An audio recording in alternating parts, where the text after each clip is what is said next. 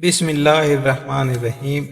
السلام علیکم ورحمۃ اللہ وبرکاتہ۔ ناظرین محترم، سلطان صلاح الدین ایوبی وہ واحد سلطان تھا جس پر نہ صرف مسلمان بلکہ عیسائی، صلیبی اور بہت سے دیگر مذاہب کے لوگ پختہ یقین رکھتے تھے۔ وہ سلطان کے عادلانہ فیصلوں، رحمدلی اور سخاوت سے بہت زیادہ متاثر تھے۔ سلطان صلاح الدین ایوبی اپنی عدالت میں موجود تھے کہ ایک بوڑھی عورت سلطان صلاح الدین ایوبی کی خدمت میں حاضر ہوئی اور معمول کی طرح سلطان صلاح الدین کی موجودگی میں عدالت کے دروازے پر نہ کوئی سپاہی اور نہ کوئی محافظ موجود تھا، کیونکہ سلطان نے حکم دے رکھا تھا کہ جب میں عدالت میں موجود ہوں تو کسی کو روکنے کے لیے دروازے پر موجود کوئی محافظ یا سپاہی کھڑا نہ ہوگا کہ ہر آنے والا غریب ہو یا چاہے امیر میری عدالت میں حاضر ہو سکے۔ سلطان صلاح الدین ایوبی اپنی عدالت میں موجود تھے کہ ایک بوڑھی عورت آپ کے سامنے حاضر ہوئی اور کہا، سلطان معظم، بے شک میں آپ کے دین پر ایمان نہیں رکھتی، میں آپ کے دین کو نہیں مانتی، لیکن مجھے آپ پر، آپ کے عدل، آپ کی سخاوت، آپ کی نیک دلی پر کوئی شک نہیں، اس لیے میں اپنا مقدمہ اپنے قاضی کے بجائے آپ کے پاس لے کر حاضر ہوئی ہوں۔ یہ سن کر سلطان نے کہا کہ اماں جی، تم بتاؤ تم کیا حاجت لے کر میرے پاس حاضر ہوئی ہو؟ تو ناظرین محترم، بوڑھی اماں نے کہا، سلطان معظم، میں اور میرا ایک بوڑھا شوہر ایک ایسے زمین کے ٹکڑے میں رہتے ہیں جہاں پانی کا اور کوئی ذریعہ نہیں، اور ہمارے گھر کے پاس ایک کنواں موجود ہے جو کہ بہت پرانا ہے، لیکن جب سے ہم نے اس کنویں کے پاس اپنا مقام بنایا تب سے لے کر آج تک اس کنویں کو ہم ایک گھوڑے کی ہر سال بلی دیتے ہیں، اور جس سال ہم گھوڑے کی بلی نہ دیں وہ کنواں خشک ہو جاتا ہے، اور اس کنویں کے بارے میں مشہور ہو گیا ہے کہ جب تک وہ ہر سال گھوڑے کی بلی نہ لے لے وہ کنواں خشک ہو جاتا ہے، اور جب ہم ایک گھوڑے کی بلی دے دیتے ہیں تو وہ پھر سے تر و تازہ ہو جاتا ہے۔ لیکن اب میرا شوہر بوڑھا ہو چکا ہے اور وہ کسی کام کرنے کے قابل نہیں رہا، بڑھاپے کی وجہ سے ہمارا کاروبار بھی بند ہو گیا ہے، جس سے ہم گھوڑا خرید کر اس کی بلی نہیں دے سکتے، اور ہمارے پاس اتنے پیسے بھی نہیں کہ ہم کسی دوسری جگہ ہجرت کر جائیں اور اپنا نیا مکان بنا سکیں۔ یہ سن کر سلطان نے کہا کہ میرا اس بات پر یقین نہیں کہ وہ کنواں کوئی بلی لیتا ہو، یہ تمہارے ساتھ دھوکہ ہو رہا ہے۔ یہ سن کر بوڑھی اماں نے کہا، سلطان، یہ دھوکہ نہیں بلکہ حقیقت ہے، کیونکہ ہم کئی سالوں سے اس کنویں پر بلی دیتے آ رہے ہیں، اور اگر ہم بلی نہ دیں تو وہ کنواں خشک ہو جاتا ہے۔ یہ سن کر سلطان نے اس بوڑھی اماں کو کہا، اماں جی، آپ یہ بتاؤ کہ آپ کو کیسے پتہ چلتا ہے کہ کنواں بلی مانگ رہا ہے؟ ہو سکتا ہو اس کے پیچھے کسی کا ہاتھ ہو۔ تو بوڑھی اماں نے کہا، سلطان معظم، جب ایک سال مکمل ہوتا ہے تو اس کنویں میں سے آواز آتی ہے کہ ایک گھوڑے کی بلی دو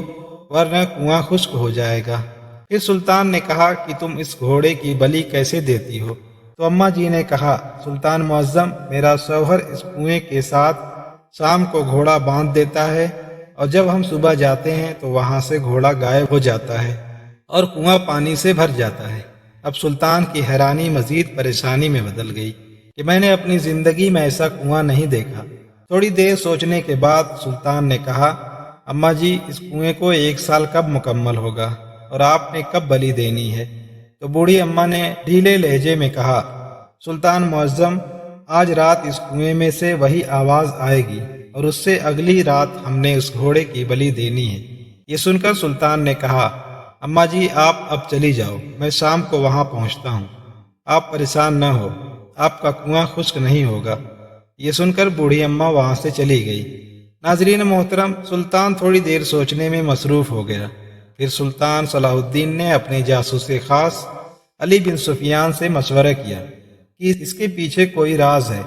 یا پھر یہ کوئی حقیقت میں ایسا کنواں موجود ہے جو ہر سال ایک قیمتی جانور کی بلی لیتا ہے۔ علی بن سفیان نے کہا، سلطان، میری زندگی کے اتنے تجربے میں نے کوئی ایسا کنواں نہیں دیکھا جو جانوروں کی بلی لیتا ہو۔ یہ سن کر سلطان نے کہا، اس کے پیچھے کوئی بہت بڑا راز ہے، اور اس راز سے میں خود پردہ اٹھاؤں گا۔ شام کو سلطان صلاح الدین اپنے گھوڑے پر تیار ہوئے اور 2 سپاہیوں کے ساتھ اس بوڑھی اماں کے مکان کی طرف چل پڑے۔ جب شام کا وقت ہوا تو سلطان وہاں پہنچ گئے اور کہا، اماں جی تم آرام سے اپنے کمرے میں جا کر سو جاؤ اور اپنے بزرگ شوہر کو بھی سلا دو۔ آج رات ہی میں اس راز سے پردہ اٹھا دوں گا کہ وہ کنواں بلی کیوں لیتا ہے۔ ناظرین محترم، سلطان نے بھیس بدل کر آدھی رات کو کنویں کے اوپر پہنچ گئے اور سلطان نے بدلی آواز میں کہا، اے طلسمی کنواں، بتاؤ تم کیا چاہتے ہو؟ تھوڑی دیر خاموشی کے بعد کنویں میں سے آواز آئی، میں ہر سال کی طرح قیمتی گھوڑے کی بلی چاہتا ہوں، اور اگر اس بار بلی نہ دی گئی تو کنواں خشک ہوگا اور پھر ہمیشہ کے لیے خشک رہے گا۔ یہ سن کر سلطان صلاح الدین واپس آ گئے اور اگلی شام کو پھر سلطان صلاح الدین ایک گھوڑا لے کر اس کنویں پر پہنچ گئے اور جا کر شام کے وقت گھوڑا وہیں باندھ دیا۔ اس کے بعد سلطان بھیس بدل کر کنویں کے ساتھ گھنے درختوں میں چھپ گئے اور بیٹھ کر انتظار کرنے لگے کہ آخر گھوڑا کہاں غائب ہو جاتا ہے۔ سلطان صلاح الدین ایوبی بھیس بدل کر چھپے ہوئے تھے کہ اچانک سے ایک آدمی وہاں آیا اور گھوڑا کھول کر وہاں سے جانے لگا۔ تو یہ دیکھ کر سلطان صلاح الدین چیتے کی طرح اس آدمی پر جھپٹے اور تلوار اس کی گردن پر رکھ کر کہا، اے ظالم انسان، تم کنویں کی آڑ میں ہر سال بوڑھی اماں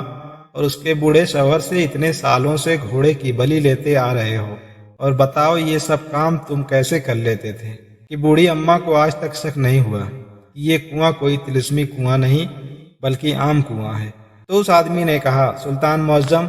ہر سال جب 1 سال مکمل ہوتا ہے تو میں اس کنویں میں نیچے اتر جاتا اور جیسے ہی بوڑھی اماں اس میں اپنا برتن ڈالتی تو میں اس برتن کو الٹا کر خالی کر دیتا، اور بوڑھی اماں سمجھتی کہ کنواں خشک ہو گیا، اور کنواں اتنا گہرا ہے کہ وہاں سے پانی صاف صاف نظر نہ آتا، اور بوڑھی اماں سمجھتی کہ بلی کی وجہ سے کنواں خشک ہو گیا ہے، اور پھر میں وہاں سے بیٹھ کر عجیب عجیب آوازیں نکالتا کہ اس کنویں کو بلی دو ورنہ کنواں خشک رہے گا۔ جب بوڑھی اماں گھوڑا باندھ دیتی تو میں وہاں سے گھوڑا کھول کر آدھی رات کو چلا جاتا، اور بوڑھی اماں سمجھتی کہ بلی کی وجہ سے کنواں تر و تازہ ہو گیا ہے۔ اسی طرح میں ہر سال بوڑھی اماں سے ایک گھوڑا لے کر جاتا ہوں۔ ناظرین محترم، سلطان نے تلوار اس کی گردن پر کستے ہوئے کہا، بتاؤ وہ اتنے گھوڑے جو اتنے سالوں سے تم لے کر جا رہے ہو وہ تم نے کہاں چھپا رکھے ہوئے ہیں؟ اس نے پہلے تو اپنی باتوں سے انکار کیا، لیکن جب سلطان نے شیر کی دہاڑ میں آواز نکالی تو اس نے کہا کہ میں نے اسی طرح اور کئی لوگوں کو بیوقوف بنا کر بہت سے گھوڑے لے لیے ہیں، اور میں نے اپنے گھوڑوں کا استبل بنا لیا۔ سلطان نے وہ گھوڑوں کا سارا استبل لے کر جن جن سے اس نے وہ گھوڑے دھوکے سے لیے تھے ان کو واپس کر دیا، اور اس بوڑھی اماں کو بھی گھوڑے واپس کر دیے، اور اس آدمی کی سلطان نے گردن اڑا کر ایک شہر کے اہم گزرگاہ پر لٹکا دی تاکہ اس کو دیکھ کر ہر آنے والا انسان عبرت حاصل کرے۔ اور کہتے ہیں کہ وہ بوڑھی عورت سلطان صلاح الدین کی عقل مندی اور باتوں کو سن کر سلطان کے ہاتھوں اس نے کلمہ پڑھ لیا اور مسلمان ہو گئی، اور ان گھوڑوں کی واپسی کے بعد اس بوڑھی عورت اور بزرگ شوہر کی زندگی پہلے سے بہت ہی زیادہ بہتر ہو گئی۔